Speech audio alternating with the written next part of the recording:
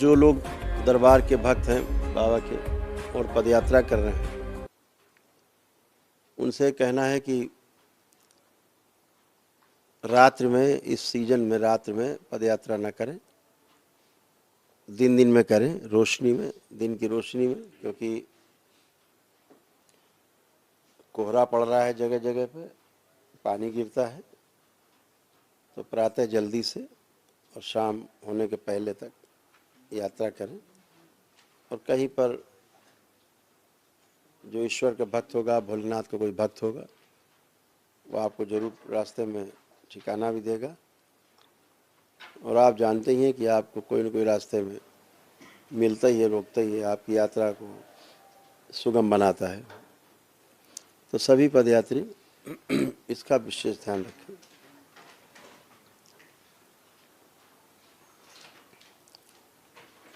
जनवरी के महीने में, अभी तो दिसंबर का कार्यक्रम है कि 15 दिसंबर से 22 दिसंबर बेंगलोर का कार्यक्रम है दरबार का। इसके पश्चात इसी दिसंबर में ही विदेशी भक्त हैं दरबार के, वो सभी बाबा के भक्त हैं, उनमें शिष्य भी बाबा के कुछ हैं, वो सब आ रहे हैं, वो सब रहेंगे। कुछ लोग यहाँ रह करके और दीक्षा ग्रहण करके उसके बाद दीक्षा के लिए आ रहे हैं यूरोप से। तो उनके साथ हम लोग कुछ कार्यक्रम चलाएंगे। दूसरा, जब जनवरी आएगी तो जनवरी में 25, 26, 27 जनवरी को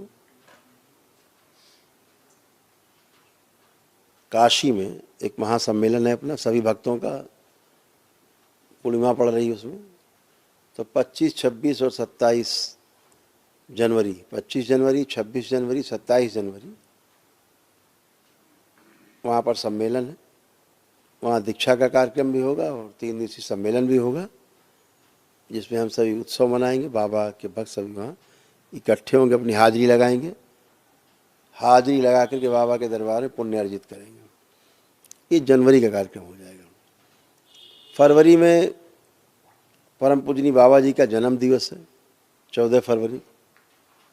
तो हम लोग बहुत उत्साह से, बहुत उमंग से इसको मनाएंगे। फरवरी में बाबा जी का जन्मदिन मनाएंगे। और इसके पश्चात मार्च का महीना है, मार्च 2024,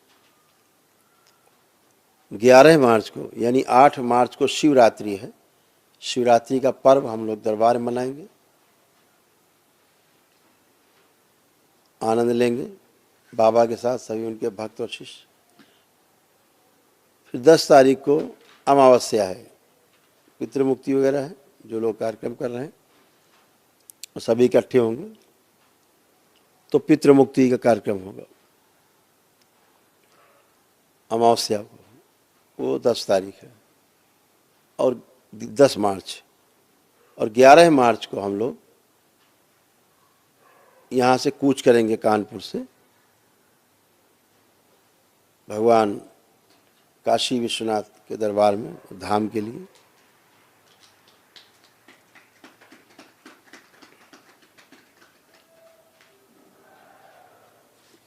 ये सब दिखाते हैं यूट्यूब पे, चल रहा पीछे बाहर चल रहा। तो बढ़ना भी चाहिए, जाना चाहिए। तो हम सभी लोग भगवान विश्वेश्वर नाथ के धाम काशी विश्वनाथ, सृष्टि का केंद्र काशी, मुक्ति का केंद्र काशी के लिए प्रस्थान करेंगे 11 मार्च को कानपुर से। मैं स्वयं इस यात्रा में आपके साथ रहूंगा, आपके साथ चलूंगा। और यह यात्रा कुल 13 दिनों की यात्रा होगी। 13 दिन में हम लोग कानपुर से भगवान विश्वनाथ के दरबार में पहुंचेंगे।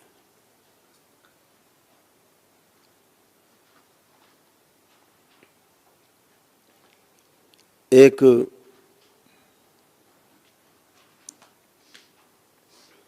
यात्रा के दौरान एक विशालकाय नंदी भी हमारे साथ होंगे।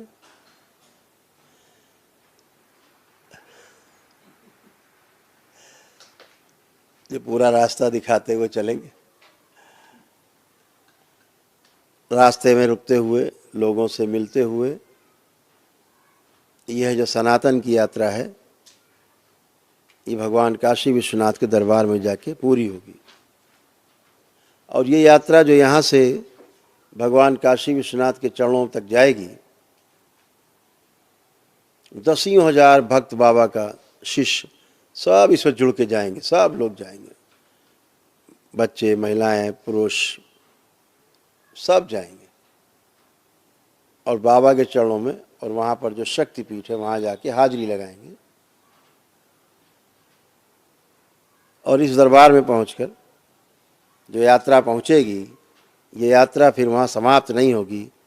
आप ऐसे समझो कि भगवान काशी विश्वनाथ के धाम से, उस दरबार से यह सनातन की यात्रा धीरे धीरे चलते हुए पूरे विश्व में फैलेगी।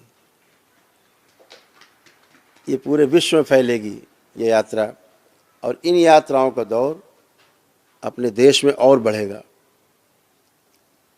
कितनी बड़ी शक्ति दरबार ने खोल रखी है कि आप पद यात्रा करके आते हो और आपके परिवार के रोग और कष्ट चले जाते हैं।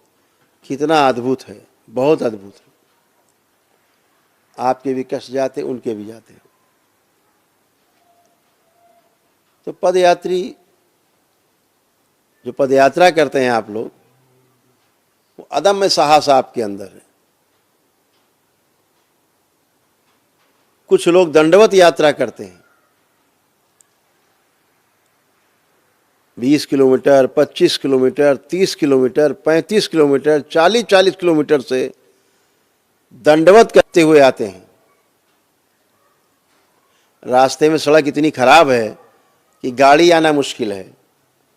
उन सड़कों पर आप अपनी छाती रखते हुए, रगड़ते हुए, घुटने रखते हुए, पूरा शरीर रखते हुए दंडवत करते हुए आते हैं। आप धन्य हैं। हो सकता है यहाँ अधिकारियों की बात ना समझ आती हो, पीडब्ल्यूडी के, क्योंकि उनको पदयात्रा नहीं करनी है, दरबार से कोई जुड़ाव भी नहीं है उनका। लेकिन आपकी आस्था, विश्वास, श्रद्धा के आगे वो सड़क भी आपको रोक नहीं पाती, वो गंदगी आपको रोक नहीं पाती। आप फिर भी दंडवत यात्रा करते हो। पद यात्रा तो करके तमाम भक्त रोज टोली की टोली चली आ रही हैं। इतना साहस, छोटी टोली भी, बड़ी टोली भी। छोटी टोली तो हमने इतनी बड़ी छोटी देखी कि 2 ही लोग चले आ रहे हैं, 3 लोग कहाँ से? बोले बद्रीनाथ से चल दिए।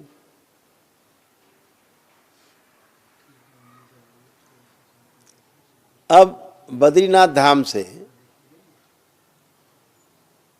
पैदल चल के आना यहाँ कानपुर तक, करौली सरकार, करौली शंकर महादेव धाम तक, एक बहुत बड़ी प्रक्रिया का हिस्सा है, बहुत बड़े साहस का काम है। इसीलिए दरबार ने तमाम आपको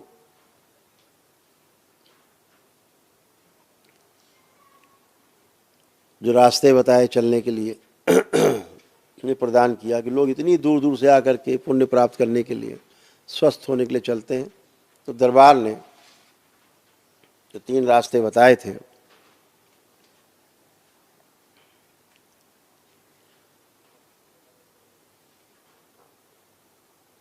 पहला कि भगवान काशी विश्वनाथ धाम से जो पदयात्रा करके आते हैं लोग, वो 1 जनवरी से सक्रिय रहेगा। अभी तो जहाँ जहाँ से आ रहे हैं कोई बात नहीं, लेकिन 1 जनवरी से बाकी और अपनी जगह और कहीं से यात्रा करें, अलग बात है।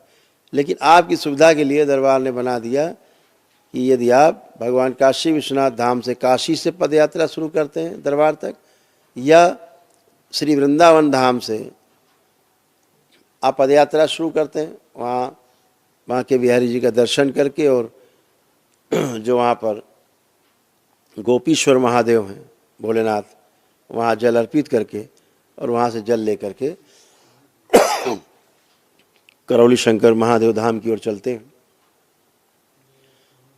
तो आप तमाम पितरों की मुक्ति भी होती है स्वतः ही यहाँ पहुँच के, स्वतः ही होती है। और तमाम उनसे जुड़े रहते कष्ट जो आप में बने रहते वो सब चले जाते हैं, आते ही आपके चले जाते हैं। अद्भुत है। और भगवान रामलला के दर्शन करके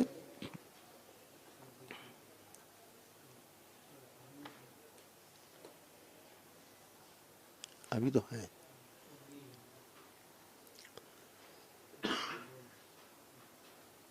तीसरा, अयोध्या जी से पदयात्रा करके आप आते हैं तो भी आपको 9 हवन के पुण्य प्राप्त होते हैं। इसी कड़ी में 1 जनवरी से और जोड़ सकते हैं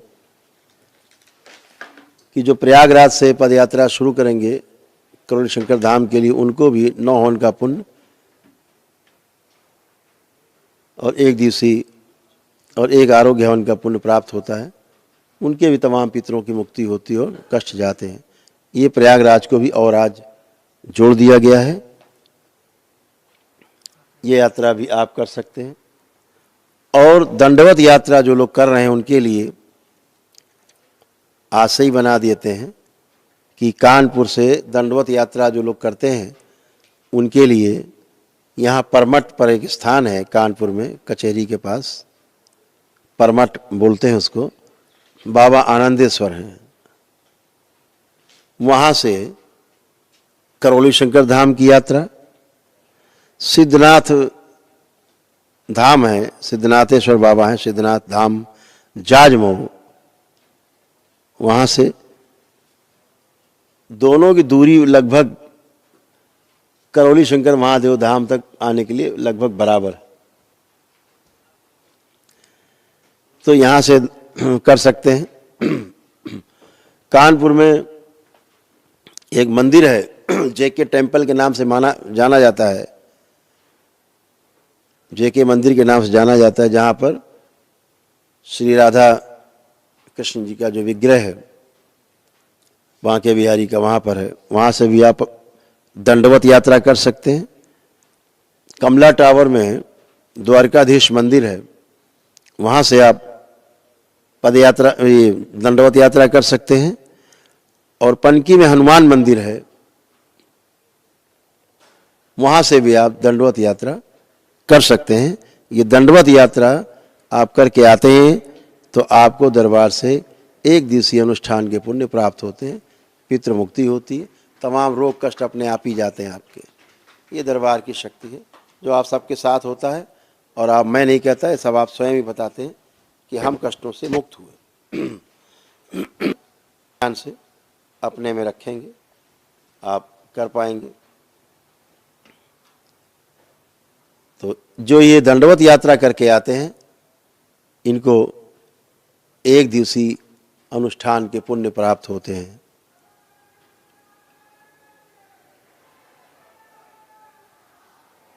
बहुत क्या दिन लगते हैं इनको? सवाल ही नहीं।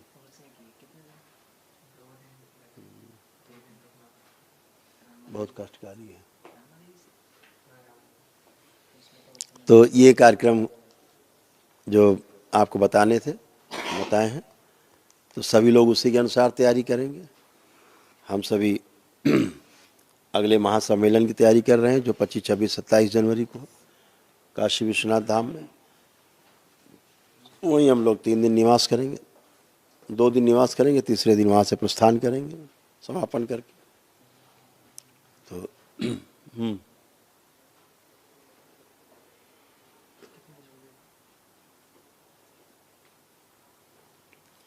सभी लोग संकल्प के लिए तैयार हो जाएं।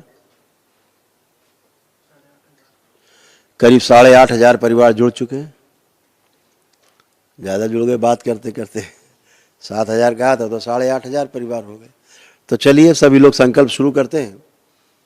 सबसे पहले वह लोग संकल्प करेंगे जिन्होंने दरबार की सारी प्रक्रिया कर ली है, कोई प्रक्रिया शेष नहीं है।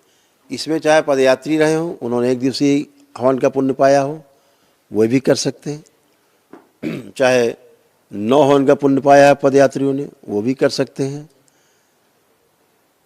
जिन्होंने एक दिवसीय अनुष्ठान किए हैं, दरबार में स्वयं अनुष्ठान किए हैं, वो भी करें। जो 9 हवन करके प्रक्रिया की जिन्होंने, वह भी संकल्प कर सकते हैं पूरी कर लिया हो प्रक्रिया।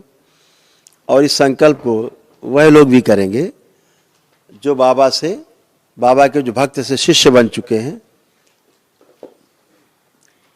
एक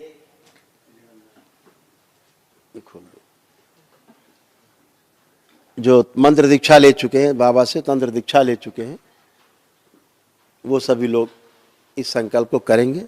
संकल्प पश्चात 1 गिलास जल, उसमें 2 लौंग और 2 चम्मच चीनी डाल के रख लेंगे। एक व्यक्ति के लिए है ये। संकल्प के अंत में 6 बार सीधा और 7वां चक्कर उल्टा घुमा के लैट्रिन में या गंदी नाली में डाल देंगे, ताकि गंदगी जाए, निकल के तेजी से खत्म हो। जो लोग घर पे हैं, जो घर पे नहीं है, जब घर पहुंचे तब कर ले। और ये भी ध्यान रखें कि अंत में एक संकल्प होगा, सामूहिक होगा आखिरी में, कि अपने अपने परिवार के सदस्य का जो लोग ना उपलब्ध हों, घर पे ना हो, या संकल्प ना करते हो, या ना करना चाहते हो, या भागते हो, तो उनका एक कपड़ा जरूर छुपा के रख लीजिए, जो उसका कपड़ा पहना हुआ हो, उतरा हुआ हो, धुला ना हो, बस वो कपड़ा गोद में रख के उसका नाम लेके बाद में संकल्प अभी कराया जाएगा, तो उसके लिए कर सकते हैं। सबसे प्रभावी तरीका होता है जब आप उसका नाम लेकर के उसके लिए प्रार्थना संकल्प करते हैं दरबार से, उसकी समस्त गंदगी, तमाम नकारात्मक रोगी स्मृतियाँ, तमाम असाध्य स्मृतियाँ नष्ट होती हैं। जो बीमार है व्यक्ति, असाध्य रोगी है, उसका भी आप ऐसा ही कपड़ा रख करके गोद में संकल्प कर सकते हैं, तो वह भी तेजी से स्मृतियाँ उसकी नष्ट होती हैं। तो सभी लोग संकल्प के लिए तैयार हो जाएंगे। सभी लोग तैयार हो संकल्प के लिए।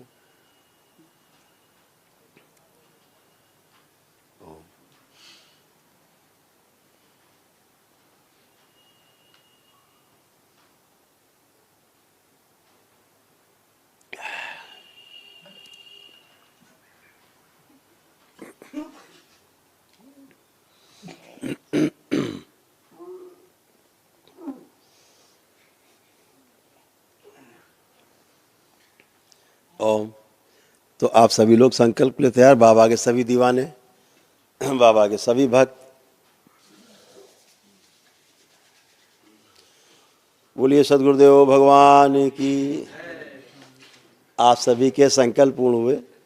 आप 1-2 बातें और ध्यान रखनी है कि जो पदयात्रा करते हैं, जो पुण्य मिलते हैं, उसके बाद जैसे हवन करके आगे की प्रक्रिया पूरी करते हैं कि लेपन करना, संकल्प करना, दरबार से जुड़ा रहना, रुद्राभिषेक करना, विष्णु सहस्रनाम करना और दरबार से जुड़े रह करके अमावस्या करना। तो जो पद यात्रा करके आते हैं उनको 3 बार की अमावस्या अनिवार्य है, ध्यान रखें। जो हवन करके जाते हैं उनको 1 बार की, बाकी जो पद यात्री इनको पुण्य मिलते हैं उन्हें 3 बार की अमावस्या अनिवार्य, ध्यान रखेंगे, जरूर करेंगे। तो 12 तारीख को और दीक्षा अनिवार्य है, ये भी ध्यान रखेंगे। बाबा से दीक्षा लेके, नहीं तो मिले हुए पुण्य आपके वापस हो जाते हैं, तो ये ध्यान रखना है। दीक्षा बहुत अनिवार्य, ताकि आपका जप तप से आपकी एनर्जी आपके पास बनी रहे, आपका परिवार सुरक्षित रहे और आप भी सुरक्षित रहें। जो ऊर्जा आपको मिली है वो सुरक्षित ऊर्जा का ताला, ऊर्जा है, ताला भी जरूरी है। तो दीक्षा से आपके जप तप से उत्पन्न होता है। और 12 को इस बार इसी महीने में अमावस्या है, उसमें हम सब तो आप सभी लोग जम खूब संकल्प किया, जम के किया, बाबा के साथ, माँ के साथ, दरबार के साथ। आप सभी लोगों को, आपके पूरे परिवार को बाबा माँ की ओर से, भगवान भोलेनाथ माता कामाख्या की ओर से बहुत आशीर्वाद। आप स्वस्थ रहें, आपका परिवार स्वस्थ रहे, आप सभी स्वस्थ रहे, परिवार स्वस्थ रहे, सुखी रहे, संपन्न रहे और समृद्ध रहे। नियमों का पालन करते रहेंगे। हरि है। जो संकल्प कर चुके अपनी संकल्प की दक्षिणा पेटी में डालते रहेंगे। जो घरों में जिन्होंने किया है वो अपने घरों में संकल्प की दक्षिणा निकाल कर और अपने रखते रहेंगे। जब दरबार आए तो वो जरूर, यहाँ पेटी होती ब्राह्मणों की जो संकल्प की दक्षिणा लिखा रहता है, उसमें डाल दें ताकि आपके संकल्प पूरे बने रहें और आपके संकल्प पूरे बने रहें। और कि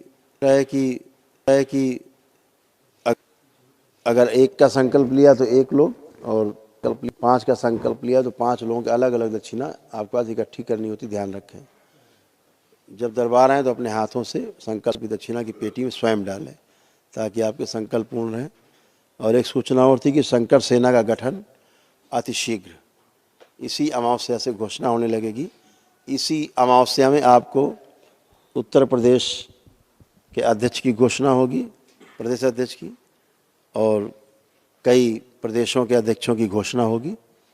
शंकर सेना के जो से गठन करेंगे कई प्रदेशों में, अलग अलग अपने अपने प्रदेशों में प्रदेश अध्यक्षों की घोषणा होगी ताकि अपने अपने प्रदेशों में लोग शंकर सेना के गठन पर कर पाएँ और सामाजिक कार्यों में बढ़ चढ़ करके अपना योगदान दे पाएँ। जो सरकारी कार्यक्रम उनके साथ भी योगदान करके अपना कार्यक्रम बनाएंगे आगे, और दरबार के साथ जो दरबार के साथ अपने दरबार के कार्यक्रम होंगे उनके साथ भी तालमेल करके आगे कदम बढ़ाएंगे।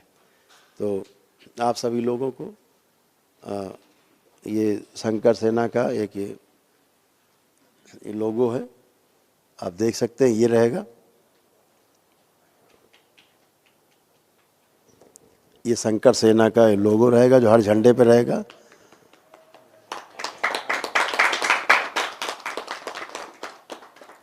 और इस शंकर सेना का जो लोगो है झंडे पे रहने के साथ साथ इस झंडे का जो रंग होगा, जो इस झंडे का रंग होगा बनेगा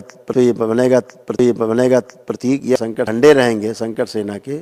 वो जैसे भगवान शिव का आपने देखा होगा शरीर का कलर पर्पल कलर देखा होगा, है ना, पर्पल कलर जैसे दिखाएं हम आपको, नहीं दिखाते।